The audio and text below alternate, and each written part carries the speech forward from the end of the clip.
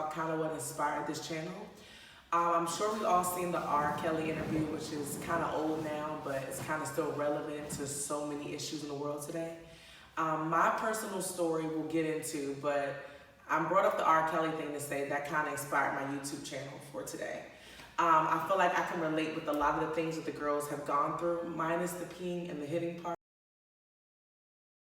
Not trying to be insensitive, guys, but I'm just saying, I know that is another level that I don't even know what I would look like. But I can identify personally with the whole kind of the mind control part. I wasn't chasing a celebrity, but I have had that experience. I'm definitely going to take you back into how my experience came about. I had to really take time to reflect over, okay, well, all right, what was your childhood like? Okay, what was your relationship like with your dad? And then why did your child's father appease to you the way that he did? So I just want to take it back from there. Growing up, I remember her kind of vaguely because she passed away when I was 6. More so, I remember kind of being dropped off at different people's houses from time to time. I definitely remember her kind of struggling as an addict. I did not know that at the time. I just knew that there were just different experiences. We lived with my grandparents, so I was kind of always there when things happened. I remember going to church every Sunday, kind of that protocol, as I say. I remember my last big, I guess, happy memory of my mom was us going to Disney World with one of her closest coworkers and then my uncle at the time. So that was kind of my last experience. From what I knew, my mom did smoke cigarettes. So for like years, I came against like people who just smoked. I was like, I don't want you to smoke. Like, it's terrible. I didn't want to talk. If I knew you smoked, I just didn't like you. So all my life, I thought my mom died from smoking. And then it was told to me that she died from cancer. So smoking, cancer, I put 2 and 2 together. I didn't realize that later she did die from HIV/AIDS at the time. It was said that kind of the different drugs and I guess insertions, you know, just the way germs and all those things happen, that's kind of how that came to pass. I definitely miss her because that's my memory of my mom. And I don't remember too many things, but I know that the Disney World trip was so lit and I lived my best entire life. I remember going to SeaWorld and being with dolphins, and I was asked, do I want to ride the dolphin? I said no, and I regret that in my 28 years of life now. Because I'm like, I could have rode a whole dolphin. Some people don't even see dolphins, but it is what it is now. My mom has passed away. I now am living, we've always lived with my grandparents, so now they're taking on the bulk of all the parenting responsibilities. I remember going to school and trying to be a complete overachiever, y'all. Like, in my mind, I wanted A's, spelling bees. I'm trying to pass them all. I do remember taking the bus to school, and we had the really, really cool bus, like when the center, when it kind of has the accordion looking thing, and then you spin it, they make a sharp turn. So I loved the public transportation at the time. That's what I'm saying, putting my coins in like that. It was so good to me. So I remember being raised by my grandparents. My grandfather was a pastor, so you know, church again was just, it's routine. It's what we do, it's what we know. I do remember grandma always getting fish from New York Fried Chicken at the time, which I was like, how can you get fish from a chicken place? But it was the best fish ever, y'all. And I remember her cooking like her collard greens and sweet potato pies. I definitely had the grandma experience. I probably had her fried chicken twice in my life. Definitely missed that because she's passed on now. So jumping back on subject. My grandmother and grandfather raised me. Then my grandfather began to get sick. I remember the process with that, with the hospice and him kind of going in and out, and then he passed on. So then it left my grandmother to raise me and my little sister at the time. And then she had a knee replacement and then just couldn't physically do it anymore. So we went to church with 2 other people, and apparently they were asked by my mother if they would take us closer to her potentially passing on, because my mother knew that she was sick at the time. My grandmother, after my mother passed, of course, at this point, they did adopt us. It took about, I would say, 2 years, because from about 6 to 8, we lived with our grandparents, and then when I was 8, We actually moved in with my adopted parents. Moving into the new house with my adopted parents, my first memory was sitting to the table and eating grits, and it had cheese in it, and I was like, I'm not eating this. I just thought it was the wildest thing. I was like, these people are weird, like to put cheese in grits, it's not normal. They definitely had to cultivate a whole new like food plan for me, because my grandmother, being under her cooking, she never forced me to eat anything I didn't like. Versus they were like, you're gonna drink milk, they just had a whole like nutrition plan for me that I just was not with. They definitely stuck to it, and I was gonna sit to the table until I finished it. There was cheese in the eggs as well. Definitely thought that was different. Let me just help y'all out. Sugar and grits was the key to life. Salt and pepper and eggs was heaven. Hard-boiled eggs at that time were heaven.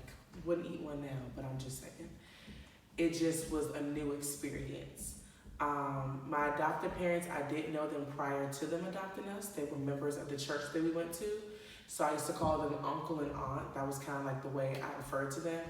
So obviously it was a shift when they became my parents, but I still kind of referred to them as those terms for the most part.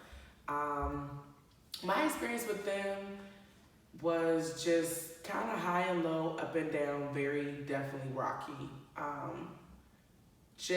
I was a very hyperactive child. I had energy like higher than the Energizer Bunny, like busy bee, zoom, zoom, just out of here. They were not like that at all. They were very monotone, very calm, mild people. So my energy level was just boom, boom, just crash, it was a lot happening. Definitely, probably if it was prescribed, giving ADHD, ADD, AHDDD, like whatever, it was one of those.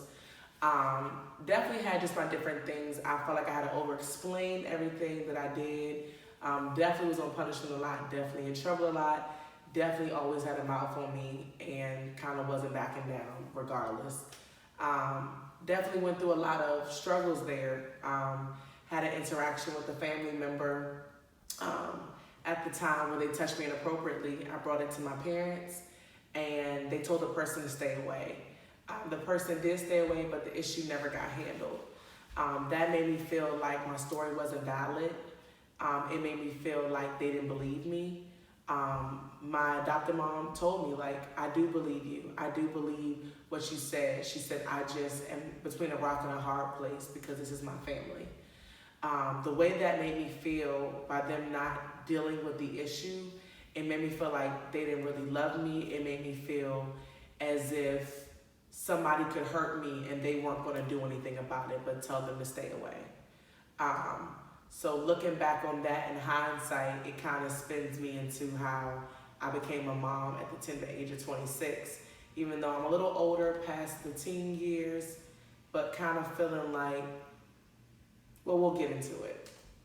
Touch inappropriately, but leading up to that, the family member would kind of do things around me, like kind of watch porn, pleasure themselves, just kind of introduced me to a world that I kind of had not really been introduced to. Obviously, at this point, I'm around like 14, so obviously boys are interested in different things, but kind of got me curious about like, oh, like sex is some next level stuff.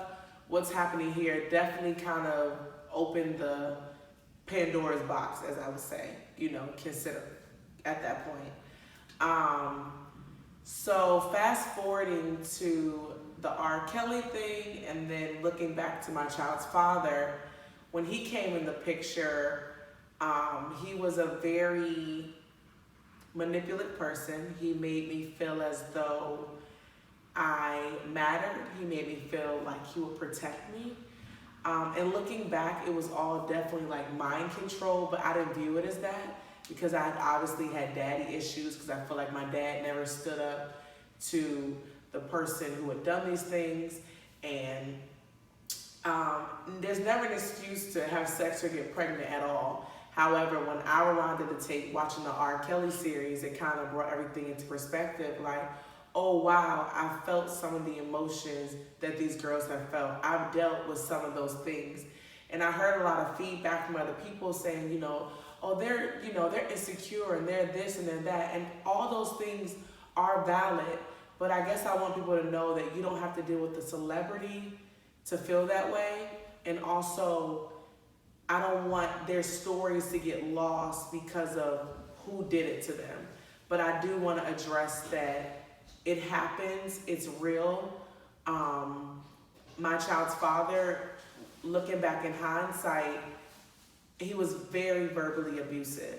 And I was totally okay with dealing with it. I didn't have an issue with it because my mom died when I was 6. I never knew my birth father, right?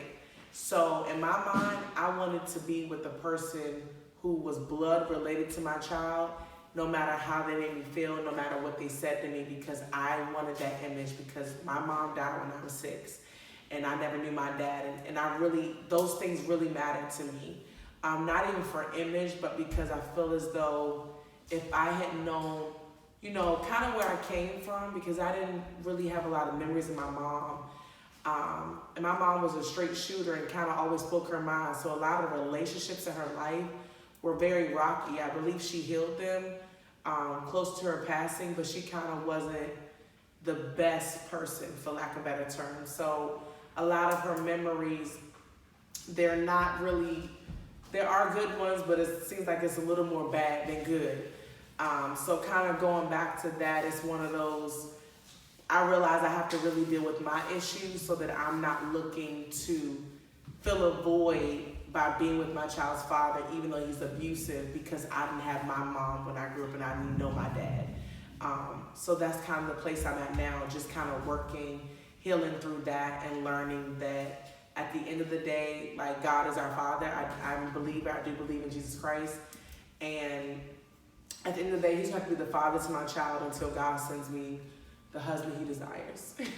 So where I'm at now is kind of a place of, okay, now I know kind of my why and I've gotten to the root of my issues. Definitely still healing through a lot of stuff. But I guess I want to make this video to tell a lot of young women out there that, one, you're not alone, that everybody definitely has a story, and everyone's experience is different, but I don't want you to feel like it's not important. I think it's important to tell your story because I feel like this is a form of healing and therapy for me, for sure. But also to say, like, how many other girls out there have been, similar to the R. Kelly situation, but you haven't quite had the confidence to talk about it or speak about it, versus you don't know what people will say or the rifts you might cause between your family. I think there's definitely freedom in telling your truth, your actual truth, not the dramatized version. I definitely have friends who are recording this, who are keeping me on track to say, hey, this happened, hey, this didn't happen. I guess you call them accountability filming partners. So definitely have those, because I do want to tell my story to help other people, not to bash, not to shun, not to throw shade to anybody else, but I realize that there is freedom in telling my story, and that hopefully I can help so many other people, or even pray for you in whatever way you may need. I'm definitely open to that as well.